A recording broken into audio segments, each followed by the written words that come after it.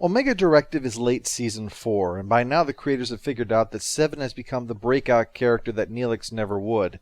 So when the decision to revise this episode to make it less, well, not to put too fine a point on it, boring, they decided to focus it on her. When in doubt, you've always got boobs or explosions to fall back on when it comes to Voyager. She gives her daily log report. Stardate 15781.2. Think you switched the first two digits there, Seven. That would have been about a quarter of a century before the Enterprise D launched. And Starfleet tends to limit its time travel. They just use it for saving whales and carrying out Janeway's eventual court-martial and incarceration in a 21st century Litchfield prison. If this was Jerry Ryan's blunder, I'm guessing that Voyager Conspiracy was their act of penance for her, because they gave her a dozen stardates and they told her, don't mix these up. She meets with Harry, who is playing Calto against Tuvok. Is it 0600 already? We've been playing all night. If you were gaming all night, there should be a couple pizza boxes and stacks of Mountain Dew cans all over the place. Much like his insistence on not putting himself out of his misery, Harry isn't going to give up on this game. But Seven actually has shit to do today, and watching Harry fail lost its novelty a long time ago, so she just wins the game for him. I would have gotten that. Please, the only thing you'll ever get is shame and the occasional alien HCV. Is there anything you don't know? The date? This discussion brings up Seven's knowledge through the Borg. Basically, while the collective shares everything, there's no need for every individual to recall every fact, only the important stuff. It's significant because that means that the knowledge Seven has related to the plot to this episode was deemed important.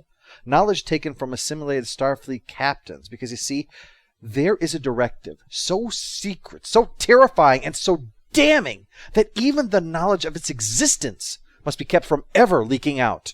The computer is bringing up some kind of message, but I can't access it. Which is why when it's triggered, every fucking station goes apeshit. Janeway quickly takes command and tells them all to just forget about this, which is unusual because usually when Janeway's secret commands take over, it's followed up by them having to put on hazmat suits and look for the flamethrower. In private, the computer announces that the Omega phenomenon has taken place within 1.2 light years from here. Implement the Omega Directive immediately. You're not the boss of me. Chakotay is soon handing out instructions on what to do, though they're all puzzled at what they're doing and why it's classified. Since the last message from Starfleet was, we'll see you in an hour or so. When Torres mentions something about the Omega Directive, Seven knows that she's going to be getting a big old slice of plot. Seven will, not Torres, I mean. We won't be seeing her for the rest of the episode, actually. Roxanne Dawson went into labor, and they just had to do the scenes without her. And that's fine, because this isn't a pissed-off, fix-something-or-screw-somebody episode, so she had nothing to do anyway. During their meeting, Janeway says that since Seven already knows, she can help her destroy Omega, but Seven insists, don't do that, it can be harnessed. On one occasion, we were able to create a single Omega molecule. We kept it stable for 1/1,000,000th of a nanosecond before it destabilized. Yeah, if you're talking a time frame where light can't even travel the width of a hydrogen atom, I don't think stabilize is really an accurate term. That's like throwing yourself off a building and saying you briefly learned how to fly. Janeway isn't interested, though. It's too dangerous. And when Janeway says a source of limitless power is too dangerous, damn. I expected to hear Mr. Rogers refer to a kid as a little shit before I heard that. But to follow that up, Seven confesses that this isn't scientific curiosity, but that to the Borg, it is the symbol of perfection, which is Borg speak for dad ass. While she readies her report, Janeway checks in with the doctor, who insists that the drugs that she wants are against Starfleet medical protocol, but the Omega Directive gives her the power to rescind those orders if she wishes. It also gives her the power to whack Harry with a wiffle bat just because the mood struck her. Now, she could satisfy these protocols by telling the doctor and having him help her, and then erasing his memory of it afterwards. But of course, there are two very important reasons why that wouldn't work. One, Janeway is already showing that she is willing to erase the doctor's memory, so obviously she would not erase the doctor's memory. Two, if they were cut off from Voyager, then the ship would be left without a doctor, and that would be unacceptable. It's not as if they have some kind of backup EMH or something. Oh, no, wait, actually, they did an episode where the entire plot was about the existence of a backup EMH, wasn't there? Okay, but, that wasn't aired yet, so you can't really hold them at fault for not knowing the future. This wouldn't come out until a whole 2 weeks later! Yes, I mean, I don't know about you, but I find it hard to believe that anyone was giving any thought to the direction of this show, so we have to give them a pass on that. Anyway, this mission turns out to be even more dangerous than they thought, so Janeway does what any good former science officer would, tells her men to make an even bigger bomb for her. They're naturally curious about that. Want to know what I think? No. Agreed, let's move on. Chakotay can't help but wonder about Janeway's order to leave and don't look back if they detect an explosion. I always thought that Starfleet was run by duty-crazed bureaucrats. But I find it hard to believe that even they would order a captain to go on a suicide mission. This shuttle excursion is your idea, isn't it? Of course it is. It's doing something right for once. And this time you've taken it too far. I know I say that every other day, but this time it's even more so than usual. After more cajoling, Janeway agrees that letting Voyager help out on the mission might give it a better chance than, well, going out alone in one of their shuttles that are famous for their ability to destroy themselves. So in the magic meeting room, she explains that this crisis would normally fall to a specialized team of Starfleet experts, but in place of that, we've got you guys, to hear information known only to captains and flag officers. So, Ensign Kim, Maquis officer, former convicted felon, let's get down to it. At least Neelix isn't at the meeting. I mean, I have to admit I was surprised at that they wouldn't include him. I'm just so used to him being in scenes where it's totally inappropriate that inviting the fry cook and the chief ship gossip to the secret meeting, it just seemed like a given to me. Janeway explains about the molecule. Yeah, I know, probably should have been an element or particle, especially the way it's described as having the power of a warp core. Ignoring that, if you're willing to speculate, as I'm going to because it's my show, I think you can explain away most of the silliness of this Omega molecule thing by thinking of it as being powered by subspace, perhaps vaguely in the same way that ZPMs on Stargate work. The reason I think that is to explain how this thing is generating so much power, and also to explain the problem with Omega, which is when it goes boom boom, it destroys subspace completely. You can't go to warp there ever again. Naturally, that's some scary shit. No warp means no FTL, means the collapse of their entire way of life. So Starfleet created the Omega Directive to make sure that doesn't happen. And out here it's even worse. They will literally never get home if this Omega stuff goes critical. But Seven has a plan, different from Janeway's, which was hit the molecule with a torpedo, because this is a subspace particle and you only use phasers on distortions in space and or time. Anyway, Seven's got the idea for a containment unit that can be used to harmlessly break down Omega, leaving only the smell of potpourri. It gives them a chance to discuss the Borg's history with Omega, which they learned through assimilation. Yes, of 13 different species. 13. And I congratulate you on combining Omega with 13 before Galaxy Quest ever came out. Janeway says the cosmologists in the Federation who knew about Omega were fascinated by it. That the molecule once existed in nature for an infinitesimal period of time, at the exact moment of the Big Bang. Some claimed Omega was the primal source of energy for the explosion that began our universe. Oh yeah, I'd believe that. I mean, James Watson, who famously helped define the structure of DNA, gave a long spiel in 2007 that based upon his research, he believes that black people are mentally inferior. So yes, I would completely believe that a scientist would say something extremely stupid. Anyway, they arrive and find the source. It's a pre-warp civilization. A fact that is going to leave you scratching your head until your spouse starts checking you for head lice. Because as we'll see, these people have not only got ships that can fly at sublight speeds just as fast, if not faster, than Voyager. Not only are their weapons actually strong enough to be dangerous, not only do they have a scientific grasp of Omega so deep it puts to shame the tech-loving Federation and the frickin' Borg, but somehow they don't have warp drive. That's like discovering Higgs boson, but having never invented the wheel. And what's more amazing is that when Janeway leads the away team down to the lab where the accident happened, the scientist seems relatively nonplussed at who is asking him these questions. When Chernobyl happened, I don't think any of the technicians that were lying there waiting for an ambulance or death would have just casually answered questions if an alien just dropped in. Because again, this is a pre-warp civilization. They have almost certainly never had contact with any other species for that reason. And this guy received this historic revelation that they are not alone in the universe while lying in the rubble of his lab. And to him, You might as well be talking to the FEMA director. But all of this exists for only one purpose, and it's right now. Captain, I'd be negligent if I didn't point out that we're about to violate the Prime Directive. For the duration of this mission, the Prime Directive is rescinded. Two things to note about this. First, this predates the equinox by just over a year. You might remember that as the one where Janeway declares that she has never violated the Prime Directive. And here, she blatantly is.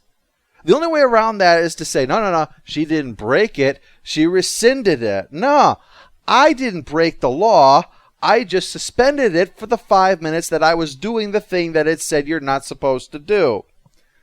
Perhaps the Omega Directive trumps the Prime Directive. That would actually make sense if it's such a threat. But the thing of it is, you are still violating the Prime Directive. It's legally okay. It's like, you're not allowed to shoot people. But if someone breaks into your house, you can shoot them under that circumstance. That doesn't mean you've never shot anyone, though. It just means it was okay that one time. But anyway, what I want you to understand, though, is that I don't have a problem with the idea that the Omega Directive would trump the Prime Directive. But it leads to my second point, the Holy PD, which has been brought up repeatedly and defended unquestioningly with, you don't know what the consequences will be, even in the face of total annihilation of an entire race or world, and has been stated sanctimoniously by Janeway herself. Now she casually tosses it aside in the face of Omega. So the priorities are the preventable extermination of my entire race, which loses to Starfleet's high-minded principles, which loses to Starfleet not wanting to lose their warp drives. You can have a planet-destroying catastrophe, and the only time we'll care is if it'll affect our fucking spaceships. Because the episode hasn't spent enough time humiliating Harry, he's been assigned to Seven's team for the giant lottery machine, and she's been giving everyone Borg designations. In a rare moment, Harry decides to question authority. However, it's in a way that he really shouldn't. He starts working on a task that Seven has assigned to someone else instead of doing the job that he was given. And when Seven points it out to him, he literally ignores her and keeps at it. So Seven demotes Ensign passive-aggressive to doing the crap work, and rightly so. I mean, frankly, Harry's behavior comes across a bit bigoted. He doesn't like the way Seven does things, so he's just going to ignore that Janeway put Seven in charge of this project. I mean, after all, she only designed the frickin' thing. Designated functions, numbered drones. I wouldn't be surprised if she started plugging us into alcoves. But in the collective, Harry, adapt. Translation, we're trying to save the galaxy. Stop being a little bitch. Seven questions the lead scientist. He and the rest were brought up for medical treatment. And when the guy learns that they're going to destroy Omega, he desperately tries to explain that their resources are just about exhausted. Without Omega, their civilization is likely doomed. Now, I know I'm beating a dead horse, but damn it, I just can't help but be amused that Janeway declared they have no right to play God and spare a civilization from annihilation, but here, they're deciding to sacrifice this civilization for the sake of warp travel, which seems kind of playing God a wee bit. And here's the key. This gets completely ignored, except to provide a motivation for these desperate people. Now again, I'm not saying it's wrong. Just that if you're willing to take away the last hope of a dying people, despite the Prime Directive, maybe you could save dying people, despite the Prime Directive. It gives the impression that desperate refugees are climbing a cliff with many falling to their deaths, and not only is Janeway up top saying it would be wrong to help them because she can't get involved, but when no one's looking, she starts stepping on their fingers. Janeway and Tuvok finally get at the molecules, but there's way too many for the torpedo to take out. And I'm going to presume that means safely take out, since if these things blow up accidentally all the time, a firecracker could likely destroy them all. Tuvok laments that they can't study this, but Janeway says good riddance. A curious statement from a woman of science. I'm also a woman who occasionally knows when to quit. No, Captain, that's not what experience suggests at all. All this says is that even you can recognize that blowing up 1/8 of the galaxy might be a bad thing. Meanwhile, Seven is using the information she did get out of the scientists to revise the Borg technique and find a way to stabilize Omega, if they can. Chakotay looks at it, says it sounds good, but we really can't go from simulation to experiment under these circumstances. It's a stupidly crazy risk. It will work. Someday, maybe. Hang on to your research. Yeah, that sounds like a wise idea, and at least you know that you'll have made a contribution to this, even if this information will, of course, have to be classified. The classified data files will now be destroyed. Speaking of soul and the crushing thereof, Seven starts to explain that this is more than just an issue of curiosity on her part. This is as close to a spiritual issue as she has had, to want to understand that which is perfect. Not like she's worshipping it or anything. It's perhaps like the Vulcans and their quasi-spiritual culture, with ceremony and philosophical pursuits and temples and all that, despite them being logical beings. They pursue something, and not in a scientific way. Now, Voyager had previously tried to handle science and religion in another Lisa Klink script, Sacred Ground, and succeeded solely in insulting both. But this works slightly better because it doesn't try to address the topics. It just looks at how this impacts Seven. For her, this is something to be understood because it may very well change the way that she views herself in the universe. As officer in charge of having religious experiences, Chakotay promises that he'll tell Janeway of what Seven thinks she can do and see if she'll change her mind to avoid crushing someone's dream. Want to guess how that'll end? The answer's no.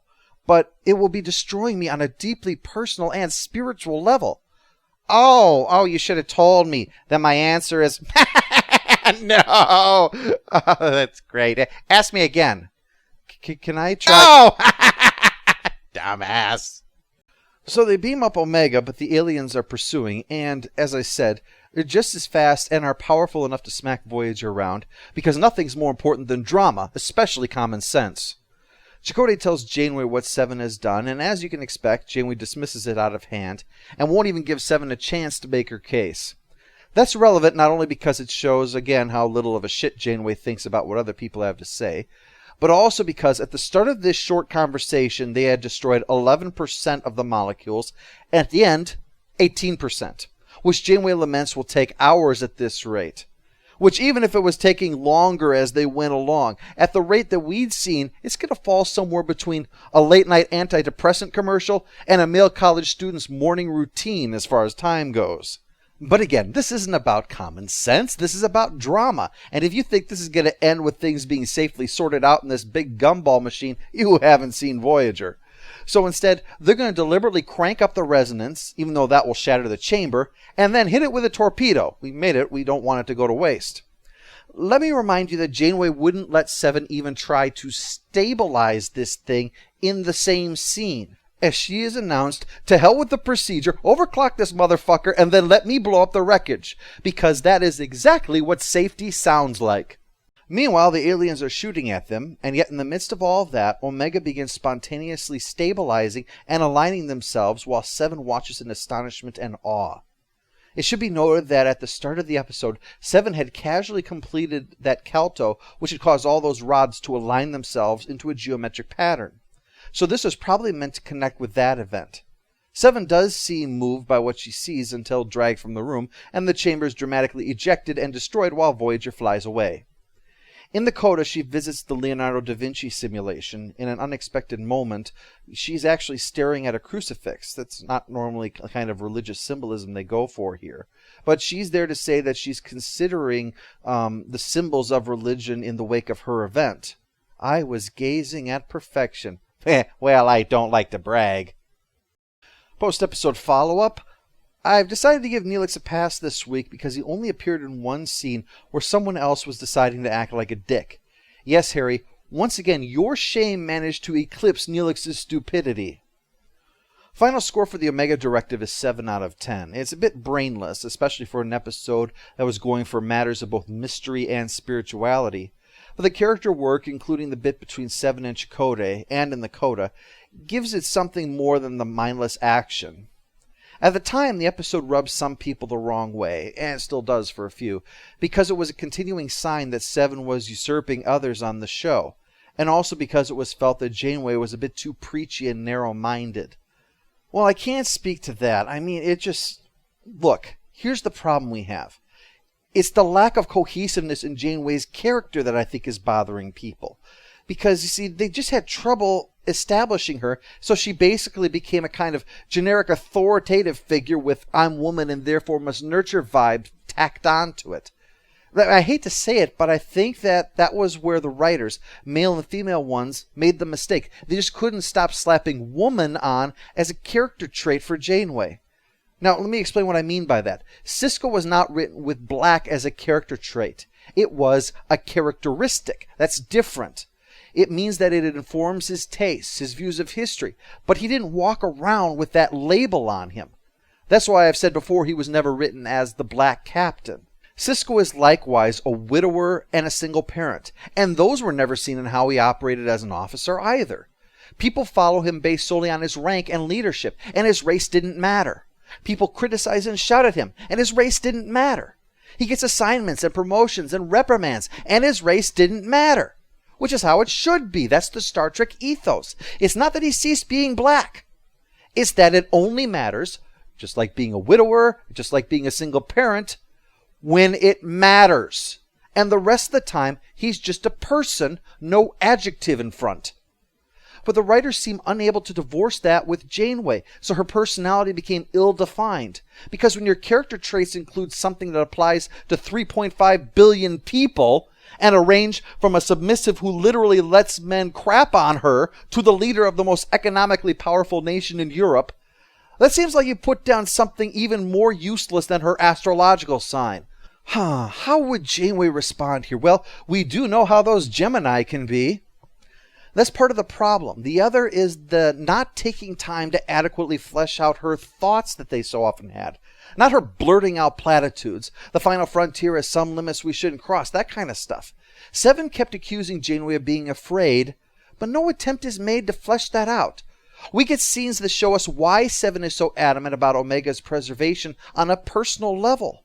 But that's lacking for Janeway. Something that stitches together that fear and the fact that she's concocted a possibly suicidal plan to deal with Omega. Her extreme reactions to anyone who even suggests studying it. She is all over this episode, but she receives virtually no characterization. And the ironic part is, do you know what was being shown the same week as this episode? Deep Space Nine's In the Pale Moonlight, which was a tour de force that was all about peering into the soul of its captain. And you're not going to believe this. It was directed by the same guy who directed this episode. So you can't put the fault at his feet. And it's not as if Mulgrew couldn't act. The problem was it wasn't on the page. And it wasn't there because the staff just couldn't grasp Janeway's character consistently enough to be intrigued enough to explore it. So the failing here is just a symptom of the larger problem that Voyager had with Captain Janeway's character.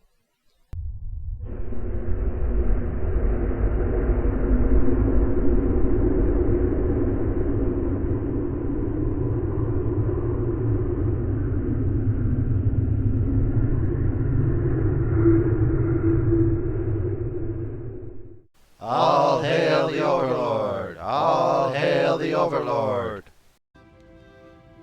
I'm afraid.